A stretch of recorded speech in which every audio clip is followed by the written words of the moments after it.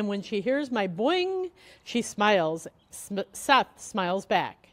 Maybe Tabitha is starting to enjoy her new classroom at least a little bit. Seth goes on to lunch, but Tabitha stays to talk to Mrs. Brisbane. It's quiet in room 26 without the other big Tads, and I can hear everything they say. Mrs. Brisbane encourages Tabitha to be friendlier. I want to, but it's hard, Tabitha tells her.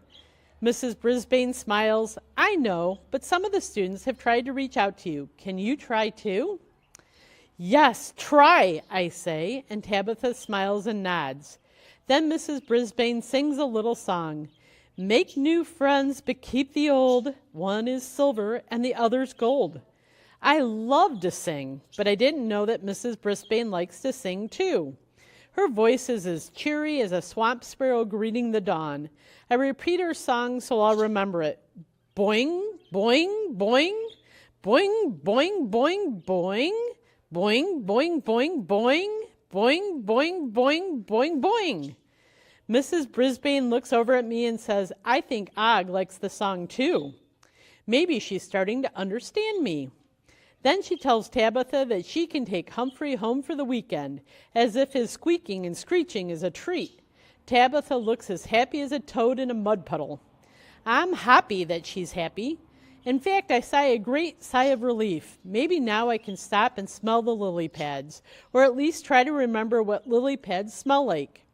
I'm hoping the rest of the week will be easy peasy, but there are a lot of bad moods when the big Tads don't do well on an important math test. Mrs. Brisbane isn't pleased, and neither are her students. But our teacher is not ready to give up. She gives each of the big Tads a study guide and says, we will try again. We will be having a math test on Tuesday, so please spend some time reviewing what we've learned. Mandy's hand goes up. Do we have to have another test, she moans, because Mandy, Mrs. Brisbane gives her a look. Even I know what that look means. Mandy quickly glances over at my tank. I grin at her until my mouth aches and hop up and down. She smiles. Never mind, she tells Mrs. Brisbane. I'm happy to be of service to our teacher. Put the study guides in your backpack so you won't forget them, she tells the big Tads as the bell rings. Recess is usually calm and quiet if my furry neighbor doesn't squeak too much, but this day it's anything but calm. Just when I think nothing Humphrey can do will surprise me, I'm amazed. When the room is empty, Humphrey flings open his cage door, grabs hold of the table leg, and slides down to the floor. Settle down, Humphrey, I try to tell him. Be careful. But Humphrey has some kind of plan. I guess because he skitters across the floor as fast as a water strider bug being chased by a beaky bird. I can hardly believe my great big eyes as Humphrey races straight to Seth's backpack, which is on the floor next to his table. What in the swamp is he doing? I think his small brain must have gone haywire.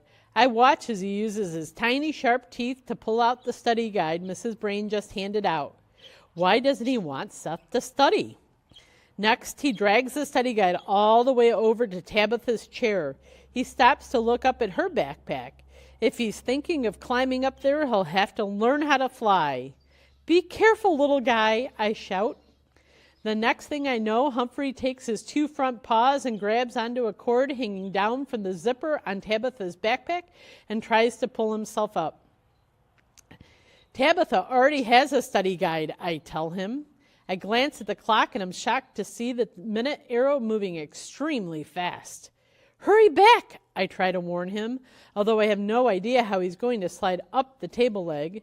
It's a long way from the floor to the table, and I don't think I could do it even with my powerful leaps. But it's too late. The bell signaling the end of recess blares. Alarmed, Humphrey drops the study guide and races back to the table. Hurry, I tell him. And then the most incredible thing happens. Humphrey jumps and grabs the long cord hanging from the blinds and swings back and forth higher and higher each time. I hate to admit it, but Humphrey is one strong and fast hamster. But can he catch a fly with his tongue? I don't think so. My heart is pounding as the cord swings up to the top of the table. Careful, I warn him. And even though I can't believe my own eyes, when the cord is as high as the table, Humphrey lets go, flies onto the tabletop, slides past my tank, and straight to his cage. He pulls the cage door closed just as Mrs. Brisbane enters the room. I see him panting as he crawls under his bedding. He looks so small and so tired. Way to go, I tell him. I really hope he understands me. Mrs. Brisbane looks around the room. Why is the cord swinging like that? She asks aloud. Squeak! I don't understand exactly what Humphrey's saying, but he sounds worried. Of course he is. If Miss Brisbane finds out why the cord is swinging, they'll probably lock him up and throw away the key. I'm not sure what he was trying to do with the study guide, but I know he had a reason. Mrs. Brisbane heads toward the cord, and I decide to help the little fellow out. Look at me! Yoo-hoo! Over here! I shout in my best boings. Then I hop into my water dish and splash as hard as I can. All that weekend exercise is paid off. Mrs. Brisbane turns toward me and tells me to calm down. Luckily, right then, the rest of the students stream into the classroom, making enough commotion to distract Mrs. Brisbane from our table, and most important, from the cord, which has now stopped swinging. Once the big Tads are settled in their chairs, I hear a tiny squeak. It's Humphrey. Is he saying thank you, or am I just imagining things? You're welcome, I answer. Maybe this time he even understands me. The poor little guy looks frazzled. I'm a little frazzled myself, so I plop into my water and try to be. It's not easy to be when you have a hamster for a neighbor. I can't help noticing that just before the bell rings to signal the end of the day, Mrs. Brisbane spots the study guide on the floor next to Tabitha's chair. Put that in your backpack, please, she tells Tabitha. You'll need it for your homework this weekend. Tabitha quickly puts the study guide in her backpack. No, it's not hers, I say. It's Seth's. Humphrey squeaks at me. I don't understand him, but I can tell that he knows something I don't know. I think Humphrey has some kind of plan. I don't know if it'll work, but he's trying. Tabitha should try like Humphrey. Maybe I should too.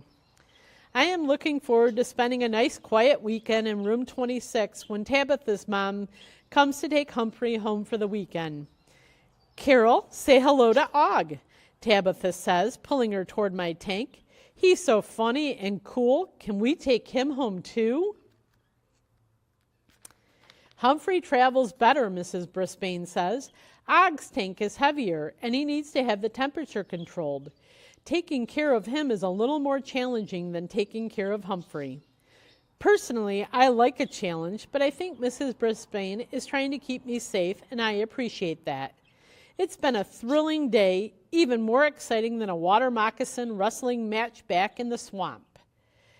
But I'm surprised to see that Humphrey looks a little sad as he's carried out of room 26. Is his squeak a goodbye to me, or is it a thank you? Thanks for reading with me today. Stay tuned for the next episode of Og the Frog.